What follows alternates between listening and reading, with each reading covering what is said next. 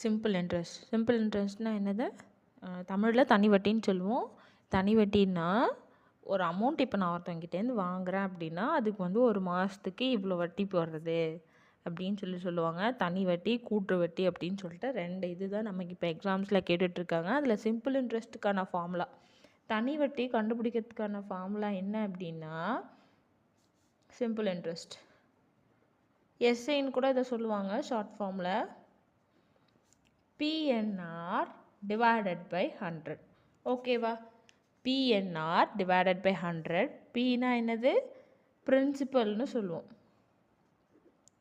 அதாவது அசல். இப்போ நான் ஒருத்தவங்கிட்ட 10,000 வாங்குகிறேன் அப்படின்னா அதுதான் வந்துட்டு அசல்னு சொல்லுவாங்க. அடுத்து என்னன்னா ஆண்டு, இயர், மாற்றி எழுதியிருக்கேன்.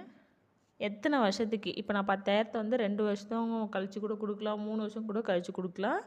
அதில் ஒரு வருஷத்துக்கும் வந்து வட்டி போடுவாங்க. ஓகேவா? ஆர்னா இன்ட்ரெஸ்ட், ரேட் அப்படின்னு சொல்லுவாங்க, ரேட் ஆஃப் இன்ட்ரெஸ்ட் அப்படின்னு சொல்லுவாங்க. அதாவது வட்டி. நான் 10,000 எத்தனை வட்டிக்கு அவங்கக்கிட்டேருந்து வாங்குகிறேன்? 2 பைசா வட்டிக்கு வாங்குகிறேன், 3% இன்ட்ரெஸ்ட்டுக்கு வாங்குகிறேன் அப்படின்னு சொல்லிட்டு அந்த இன்ட்ரெஸ்ட்டு தான் நம்ம என்னென்னு சொல்லுவோம்? ரேட் ஆஃப் இன்ட்ரெஸ்ட் அப்படின்னு வந்து சொல்லுவோம். ஓகேவா? சிம்பிள் இன்ட்ரெஸ்ட்டுக்கான ஃபார்முலா என்னது?